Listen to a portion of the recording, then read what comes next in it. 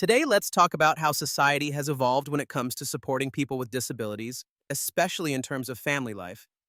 It's clear that our environments are changing. Once, there was little infrastructure for disabilities, but today, things are different.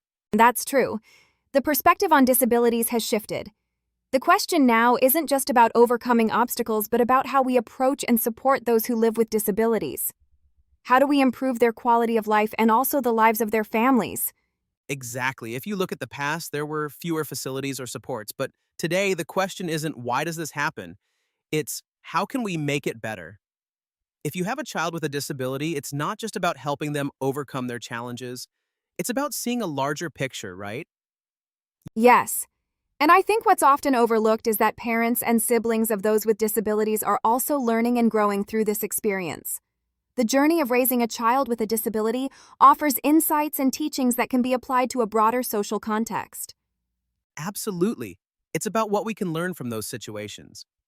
When a family member faces such a challenge, they don't just encounter disability, they encounter a series of other issues. Other people in similar circumstances, new insights, and the chance to make a real impact. But here's the thing. How do we make this transformation into something truly positive for both the individual and society? Well, from what you're saying, it seems like it's all about perspective. Some people might see it as a burden, but the families who really understand their situation see it as an opportunity to create change. It's not just about living with a disability, it's about thriving and making a difference for others too. Exactly. It's about finding that purpose. Instead of viewing the disability as an obstacle, it's more about understanding the role it plays in our lives. For example, someone raising a child with a disability could go on to be a leader in the disability community. They would have the experience, insight, and passion to create real change. And from there, they connect with others. Leaders in the field, experts, advocates. That network can really help amplify the voices of those with disabilities. This is what creates a community of people who are actively working toward change, rather than just accepting things as they are. But there's another point. It's not just about the parents or caregivers. It's about the individuals with disabilities themselves. They, too, can have a fulfilling life if they have the right support and opportunities. It's not about pity, it's about empowerment. Exactly. The idea of welfare needs to shift. It's not about giving people handouts or fixing things superficially. It's about creating a society where everyone, regardless of their abilities, can live a meaningful, happy life. A welfare system that doesn't just focus on giving money, but on ensuring everyone can live with dignity and joy. Right? And society needs to rethink what a welfare society is. Many people think it's about increasing benefits for the disabled or providing financial support.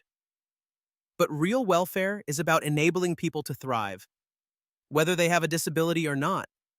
It's about creating a world where no one is left behind. And you know, it's not just about support. It's about society being aware that every individual has something to offer, whether they're dealing with a disability or not. We have to create environments where everyone feels valued and capable of contributing. That's the kind of welfare society we need to build. It's about the dignity of life, isn't it? A person with a disability doesn't need to feel like they're less than anyone else. They can lead meaningful, productive lives.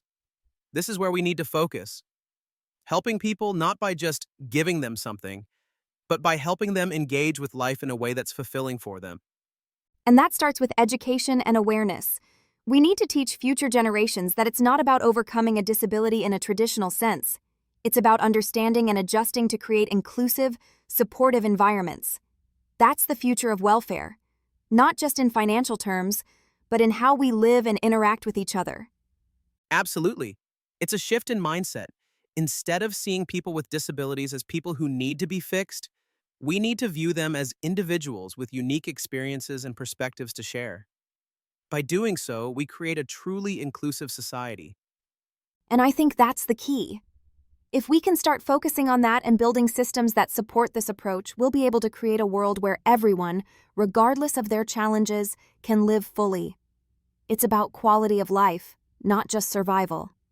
It's about making sure everyone has the tools to live a meaningful life, contributing in their own way to society. And when we do that, we all benefit. Exactly.